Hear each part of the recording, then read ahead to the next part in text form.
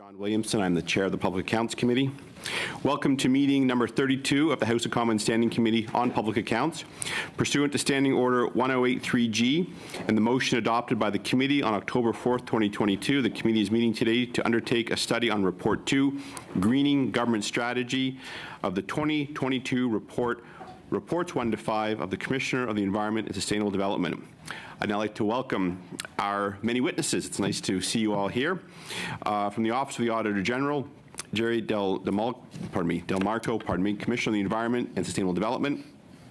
Millen, help me out here, please. Duvniak, thank you very much. It's so easy when you say it. Now it's so easy when I say it. Duvniak, thank you very, very much. Department of Transportation, Michael Keenan, Deputy Minister. Ross Ezedin, did I get that right? Thank you very much. Director General, Air, Marine, and Environmental Programs. Treasury Board Secretariats, Graham Flack, Secretary of the Treasury Board of Canada. Jane Keenan, Acting Executive Director, Centre for Greening Government. Malcolm Edwards, Senior Engineer, Centre for Greening Government. And Department of National Defence, by video conference, I believe. Bill Matthews, Deputy Minister. Salim Sattar, Director General, Environmental and Sustainable Management. Nancy Tremblay, Associate Deputy Minister, Material. Each department will be given 5 minutes to make your opening statements. As you might have heard or picked up, we're having a bit of a busy afternoon in the House of Commons today, so I expect in about 10 or 15 minutes the bells will ring, which normally signals for members to go off and vote. I believe I have unanimous consent to continue running this meeting for the 20 minutes roughly that it will take for the 4 presentations to happen.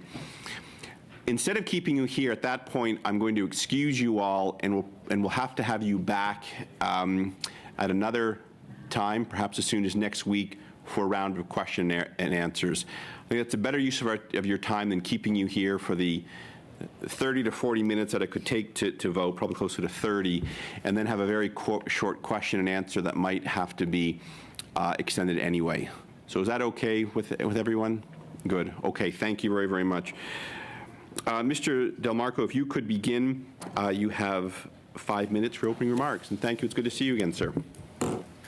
Merci, Monsieur. Thank you, Mr. Chairman. We are happy to appear before your committee today to discuss our audit report on the Greening Government Strategy. The report was tabled in the House of Commons on April 26th. I would like to acknowledge that this hearing is taking place on the traditional unceded territory of the Algonquin Anishinaabe people. With me today is Milan Duvniak, the principal who was responsible for the audit. The Greening Government Strategy was launched in 2017 to address the significant contribution of federal government operations to Canada's total greenhouse gas emissions. In 2020, the Treasury Board of Canada Secretariat revised the strategy to increase the greenhouse gases reduction target to 90% below baseline emissions for the 2005-06 fiscal year by 2050. The goal of the strategy is to reduce the government's environmental footprint and transition to low-carbon, climate-resilient operations. The federal government has publicly stated its commitment to reach net zero emissions by 2050 and to be a national and global leader in transitioning to carbon-neutral government operations. For this audit, we focused on the greenhouse gas emissions aspect of the Greening Government Strategy. In particular, we examined whether the Treasury Board of Canada Secretariat led the strategy in a manner that supported departmental progress. We also looked at how National Defence and Transport Canada implemented controls and measures to reduce greenhouse gas emissions. Overall, we found that the Secretariat had taken steps to support departments' efforts to reduce the federal government's environmental footprint. However, We are now 5 years into the strategy, and efforts to reduce emissions are not as complete as they could be. Important information on greening government was hard to find, unclear, or insufficient. This included a lack of detail on costs and savings. In addition, the majority of indirect emissions have not been reported, and the emissions of Crown corporations were not part of the strategy. At the time of this audit, 8 of the 27 departments had created reduction plans, accounting for 81% of departmental emissions. When we looked at national defense, the largest emitter in government, we found that the actions described in its plan did not make it clear how the department would meet the 2050 target. When we looked at Transport Canada, it was also unclear how it would meet the target because it did not provide enough context on its reported emissions or results. This lack of information makes it difficult for decision makers, parliamentarians, and Canadians to track whether the federal government will meet its 2050 target and whether Canada is actually being the global leader in greening government that it has set out to be. More work is needed to ensure that the greening government strategy delivers the desired results and that complete plans and methods are put in place to track and report on emission reductions. Climate change is an intergenerational crisis, and the time to take effective action is rapidly closing. Canada must transition from commitments and planning to meaningful actions and results. We made 6 recommendations in this report. The Treasury Board of Canada Secretariat fully agreed with 4 of the 5 recommendations directed at the Secretariat. It partially agreed with the recommendation about tracking the costs and savings related to greening government. National Defence and Transport Canada agreed with the recommendation directed at them. On the topic of greening government, I would also like to note that on October 4th, my fall reports were tabled in Parliament, and this included our report on the fairness of the government's 2021 progress report on the Federal Sustainable Development Strategy. We found that progress reporting information for 5 of the 8 targets under the goal of greening government was incomplete and untimely. The progress information for these targets was incomplete either because only a small number of the 26 departments, in fact, did report their progress, or because they presented no results at all. Mr. Chair, this concludes my opening remarks, and we would be happy to answer any questions the committee may have, whenever that may be. Thank you. Thank you very much, Commissioner. I'll turn now to the Department of Transportation. Mr. Keenan, would you or one of your officials? Thank you very much. Yes. Over to you for 5 minutes. Merci, Monsieur le Président. Thank you, Mr. Chairman. Thank you for the invitation to appear. Transport Canada is fully committed to meeting the targets in the greening government strategy and is committing to a more ambitious target for zero-emission vehicle replacement than required. So 100% instead of the required 80%. As noted in the audit report, Transport Canada has made progress in meeting the Government of Canada's greenhouse gas emission reduction targets by developing a carbon-neutral roadmap that is aligned with the greening government strategy and reducing greenhouse gas emissions by putting in place internal controls to validate the data. Transport Canada's greenhouse gas emissions portfolio is unique compared to other departments in that most of our emissions, over 80%, come from our fleet, whereas for other departments, it is their facilities. This presents Transport Canada with a challenging but unique opportunity to push innovation in these sectors towards a more efficient and environmentally responsible transportation system. Transport Canada's implementation of the greening government strategy, the Commissioner issued one recommendation with 2 parts, to continually identify new activities that will significantly contribute to emission reductions and prioritize them based on risk. And second, to develop a risk management approach that defines significant risk and corresponding mitigation measures.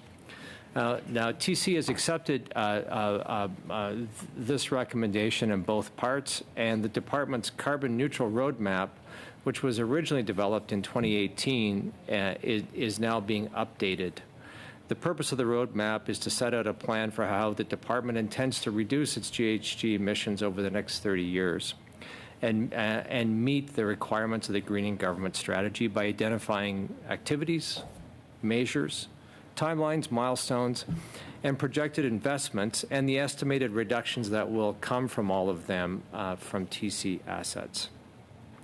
The roadmap will continue to be updated and revised as required as new information and technologies become available and as new risks emerge, and it will significantly contribute to the overall GHG reduction plan by the department.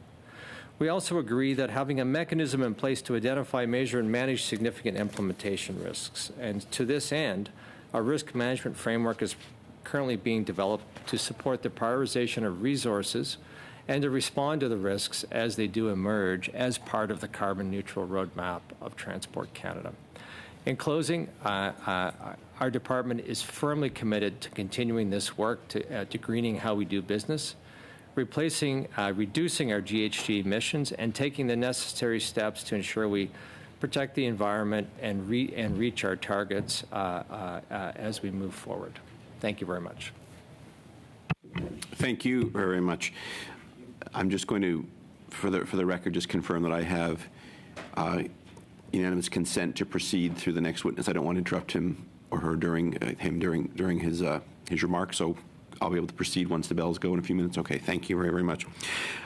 Moving now to, and it could be a madam speaking here as well, because we're going Treasury Board Secretariat. So, Mr. Flack, could you or one of your associates please present your opening remarks for 5 minutes? Merci, Monsieur. Thank you, Mr. Chairman and members of the committee. I'm very pleased to be here to speak with you from the traditional territory of the Algonquin Anishinaabe people. I would first like to thank the Commissioner for his report. We appreciate the work that has gone into it and the resulting insights that will help the government move forward more efficiently and effectively on the path to net zero. The federal government is one of the largest property and fleet owners and the largest buyer of goods and services in the country. That's why the Greening Government Strategy sets the target of net zero greenhouse gas emissions by 2050 and an interim target of a 40% reduction by 2025 for our conventional fleet and federal facilities.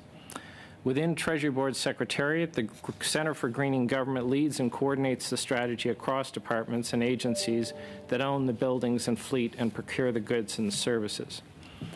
Mr. Chair, in his report, the Commissioner noted that Treasury Board Secretariat, by developing and leading the strategy, is taking steps to support the federal government's efforts to reduce greenhouse gas emissions.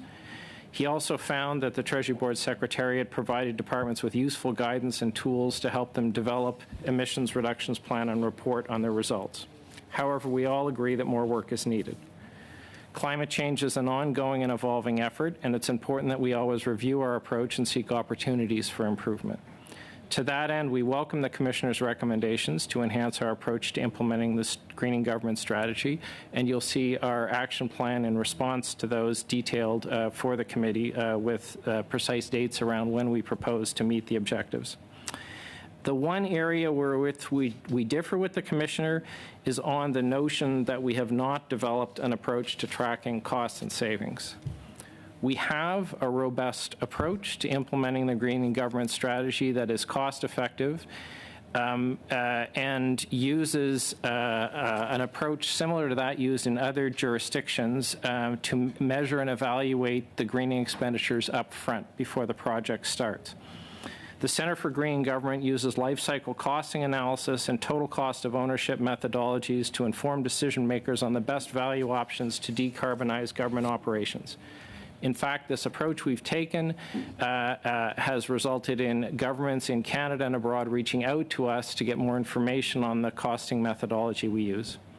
Now, we need to do a much better job of explaining this methodology to Canadians and to parliamentarians, and we will. La prochaine mise à jour de la stratégie. The next update of the strategy is scheduled for next year and will reflect the suite of actions taken by the government and address the Commissioner's recommendations. Mr. Chair, we welcome the helpful feedback and would like to thank the Commissioner for bringing attention to our greening government efforts through his report. We will be happy to answer any questions. Thank you very much. We now go to Bill Matthews with the National Defense Department. Thank you, Mr. Chairman, and good afternoon to all members of the committee. Given that you have already introduced my two colleagues, context for national defense and its operating environment is very important as we work to meet these commitments. National defense and the Canadian Armed Forces are one of Canada's largest employers and maintainers of equipment and infrastructure. This includes more than 20,000 buildings on bases and wings in the National Capital Region, as well as in other cities. It includes housing for our people in uniform, armories, laboratories, workshops, medical facilities, shooting ranges, and office buildings. It also includes vehicles, aircraft, ships, and so much more. I would add, Mr. Chair, that many of our buildings and equipment and even the power grids are old and in need of upgrade or replacement. Given all of this, national defense was an obvious choice to be included in this audit. The department is making progress, considering the size, age, and complexity of both our holdings and the ongoing work of the Canadian Armed Forces. And while we are ahead of schedule in terms of meeting some of our shorter-term targets, as the report points out, the department still has some work to do to complete our plans to meet the 2050 targets. Second point, Mr. Chair, is just a word of thank you to the Commissioner's team for the significant work required to perform this audit. The Department of National Defense is implicated specifically in recommendation number 1 of the reports, and as has already been mentioned, the department accepts the recommendation. This will mean that we will complete our work to increase prioritization and risk management and mitigation related to activities that will significantly reduce DND's plans to reduce greenhouse gas emissions. Mr. Chair, I look forward to our next session when we'll have Q&A, and hopefully I can have COVID behind me and we'll join you in person. Very good. Thank you very, very much. I see the bells are ringing, so I'm going to suspend the meeting, and we'll regroup here as a committee for in-camera business after the vote. And to our witnesses, thank you for appearing today. Thank you for coming to Parliament Hill, and to our friends at the Department of National Defense. We hope you'll join us next time, but we do understand your precautions. So thank you. I do appreciate it, and I do apologize for this this disruption, but I do hope you understand these are the wheels of democracy at work. Thank you. I'll suspend the meeting now.